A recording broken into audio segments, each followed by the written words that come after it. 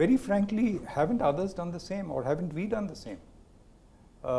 Like, if you really look at it, one rebalance which we did was in '62, when we found that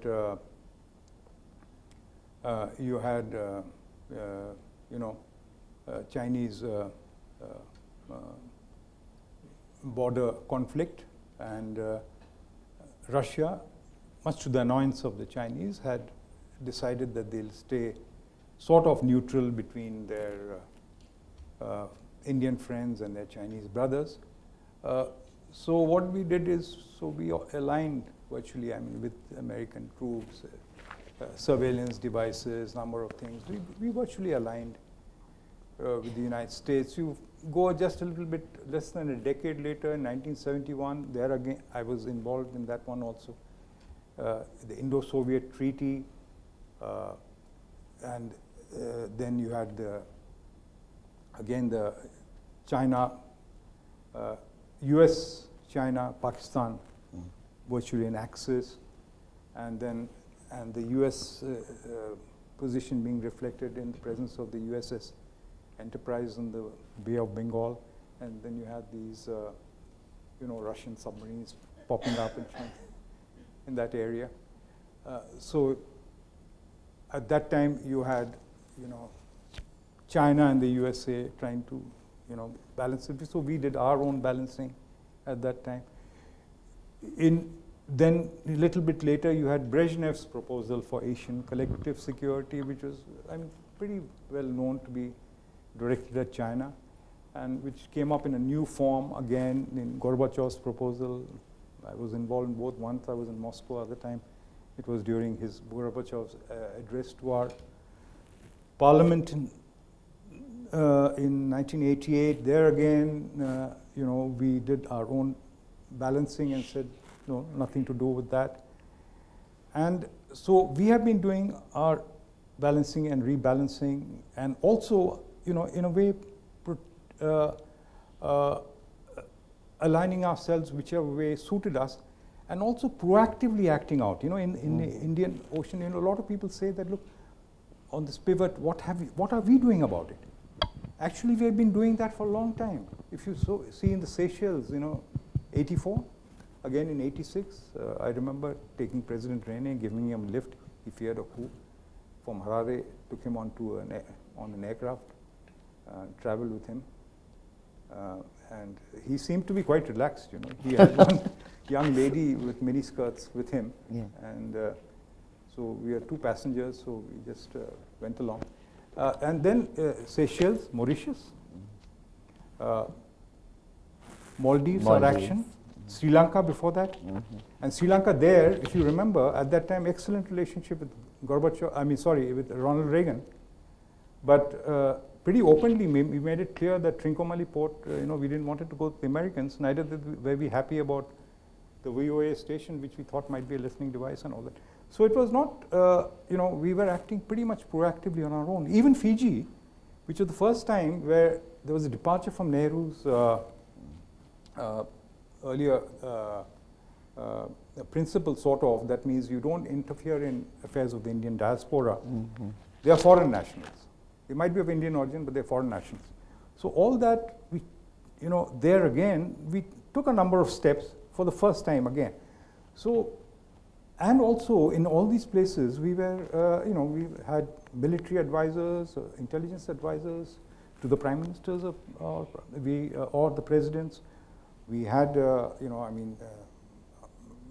hydrographic studies. We had of resources. We had a number of other measures. Some of them I wouldn't like to spell out even now after so many years. But so we were not, on one hand we were talking about, that these should be the broad principles in international forums. But thank God we didn't always follow what we preached, because we have to look after our own interests. So situation right now has changed, so we'll have to again adjust. Anyone else? I'd like to talk a little bit, since we don't have specific questions, or do we? Yes. Go ahead. Hi, my name is Vivek Menon. I spent about 14 years in the US and used to be pretty politically active over there. My question is very simple. If you've looked at history, the Republicans have been a lot more favorable to India. In fact, the Indo-US Nuclear Pact was signed when President George Bush was there. And the Democrats have primarily, given us a lot of lip service, even when Clinton came over here. Considering the fact that, Obama is a lame duck president and he has no control over the Senate or the Congress, are we reading a little too much into, how much we can really achieve with Obama's visit? Your thoughts? May I say something on that? I think it's quite illustrative of a certain mindset in the US that somebody who's not even finished 2 years of his term is referred to already as a lame duck because he has no possibility of being re-elected in 2.5 years' time, But, I personally feel that 2.5 years is a long time in a presidency, and much can change. But I'd like to hear your views on that, sir. I completely, Latha, what you said is true, because if you really look at it, you're right in a way, but you have to also remember a Republican, you had a Nixon Kissinger, at that time, the tilt against it. And also, I was associated with that, and also another low point was the Tarapur Agreement, 1998, etc. That was Carter's thing. That was another low point in our relationship. But also, the real breakthroughs, for instance, when the nuclear deal was signed, it was during the last year of the Bush presidency. So something can happen in the last year. Or the breakthrough with Clinton. He was completely, India was not on his radar screen till the 98 tests and then Kargil and so on. And his visit was in the final year of his presidency, the last year. So both these were the last years of their presidency. But apart from that, Latha, there's one thing, in fact, I wanted to ask you also, because that has not got enough of, you talked about these, on the, because we are focused on, when I was in the States, where we had once, all of them, President Bush, his father, President Bush, President Clinton, all of them, we're having a chat together in the embassy and talking about the tsunami, and I put a map upside down and by mistake, but then I said it's deliberate. They said you have it upside down. I said, no, that's the way you should look at India, looking into the Indian Ocean, and see what it is, how close Indonesia is. And then one of them, I think it was Clinton, who said that, well, you're very close to Indonesia. I said 100 nautical miles away, and we have a maritime boundary there. Then someone else, I think it was Bush Senior, who said that means it's not Pakistan which is your second largest neighbor, it is Indonesia. But, so that perspective, which has not even now got into our own thinking. You have been in that area for so long, and you know that, and the Asian summits and dealing with Southeast Asia and other regions, in South Africa, across the entire area. What is your comment on that? And second thing, you asked about the cybersecurity and one aspect of it, but the areas of cooperation in cybersecurity, which is critical. There again, we have a lot in common. At the same time, there are some differences. Yeah. So it would be useful to hear. Well, thank you. I would like to touch on both the subjects. First, let's talk about what's happening in the wider Asian region, as I would call it. My apologies to Ambassador Ranganathan, who will have to hear this for the second time around, because he was there at my talk yesterday at the Bangalore Club. But I have a very strong view that India's neighborhood doesn't consist only of its land neighbors. And if you were to put a compass point in the center of India and draw a circle, you would really encircle Southeast Asia, East Asia, Central Asia, the Gulf, and part of East Africa, and certainly a large section of the Indian Ocean to the south and both to the east and west. Now, the question is, therefore, as far as India is concerned, the US is, to come back to the US here, Asia pivot turns out to be very important for us because it affects a much wider range. And my experience, of course, as Secretary East in the ministry, I dealt with almost all these regions because I dealt with the Gulf, with WANA, with Central Asia, with Southeast Asia, and to a certain extent with East Asia because I was doing Korea and I was doing the ASEAN and the East Asia summits. The interesting thing was that I saw the US attitude change over those 2 or 3 years. Initially, they were not really engaging that much with ASEAN. But I had senior officials from the US administration come to India to ask my opinion of whether or not the US should join the East Asia Summit. Should it become a player? And the interesting thing was they seemed to be undecided till just before the summit. And it suddenly happened. And I believe it was the Secretary of State at the time, Hillary Clinton, who pushed it. This was in 2010, just before the Hanoi ASEAN Summit. And the interesting thing was it also brought Russia into the mix because Russia's application to join the East Asia Summit had been pending. And I think they couldn't admit the US without admitting Russia as well. So what happened? The East Asia Summit became ASEAN plus the first 3 to join ASEAN groupings, which were China, Japan, and Korea. The next 3, which were India, Australia, and New Zealand, and you added Russia and the United States. What this did was they started to create a sort of security architecture for the region for the first time, where you had all the major players. Now you could argue that Russia certainly is a Eurasian power with a presence both in Europe and in Asia if you look at the spread of Russia. Absolutely. But many people would argue that the US is not an Asian power. But the fact of the matter is because of the fact that it is the largest, perhaps the only superpower at the moment, and the fact that it has the Pacific very much in its sphere of influence, the US has de facto become an Asian player, a major Asian player as well.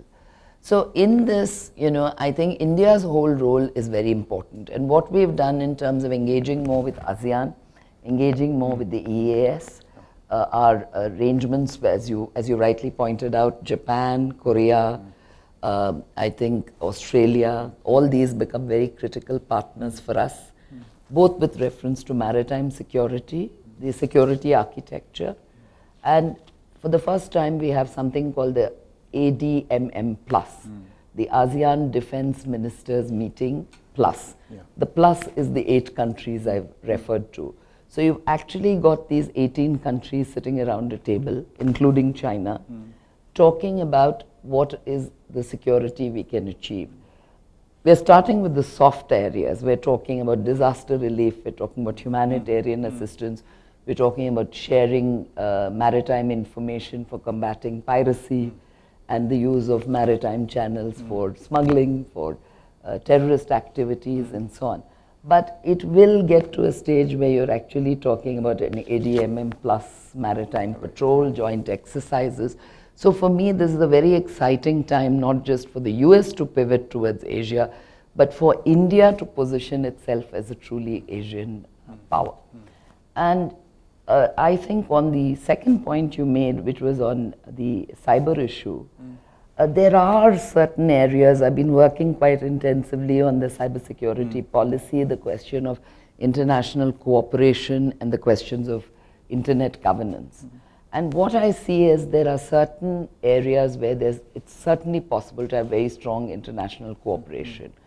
I've been part of the dialogue with the US for a long time. And certainly when it comes to CERT cooperation or computer emergency response teams on both sides being able to share information in real time about a genuine threat to your critical information infrastructure, it's possible. I'm not saying it always happens, but it's an area where countries are prepared, friendly countries, countries with strategic partnerships can help each other. Sharing of best practices, that's a possibility. Training and capacity building. The US had said that they would be happy to share their model of building centers of excellence with us if we were interested in following the same model. Having said that, there would always be certain areas where cyberspace is concerned, where countries would not give you total access, where there's a need to develop your own capabilities and where it's perhaps not really possible to think of international cooperation, whether with the US or with any other country. But I think that's really what I would say in this context, where we're talking about a strategic engagement. You know, a simple thing like the Interpol network. The FBI is the lead agency on the US side and the CBI on our side. So CBI and FBI agreed that they would have a link by which they could exchange real-time information, and where there was a threat of some immediate disaster, that they would give each other information which would not be available through normal channels. But it's a very tricky subject. There's a very fine balance to be maintained between national security and the need to protect your people, and the need to respect privacy, the need to respect the rights of the individual. And therefore, again, I think this is a topic for another debate. Yeah. You know? But I think we're heading close to 8:30, and we do have a question. Sir, Ambassador Ranganath. I hope I'm not accused of an incestuous attachment to the service if I complimented my two former colleagues for, I think, a very comprehensive coverage of Indo-US relations. I have a slightly different perspective about India, and to supplement rather what Latha just said. From roughly the beginning of this century, and particularly after the financial collapse, and most definitely after the agreement, the nuclear agreement with the USA, what has happened is that India has got itself positioned in an extremely favorable position with all the major powers, with the major regional groupings such as ASEAN, about which we just heard, includes EU, the Shanghai Cooperative Organization, and so on and so forth. Now, the point I really want to make is that the perception that India-US relations now are seen by the US as exceptional, for which all this nuclear deal came about, has certainly helped in other countries such as China, Japan, Australia, and even the ASEAN countries taking far more greater interest in India, and India became a very welcome partner in the whole of Asia. So, when things like balance and other things are considered, frankly, I don't think such Western concepts really should put us off. The fact remains is that people around the world, particularly in this part of the world, seem to see a potential in India, and therefore want to develop relations with India and see its not just geographical position, but what we have achieved and what we are capable of achieving. Of course, as Indians, we are very self-critical, and we can go on criticizing ourselves. But I think it's important to understand that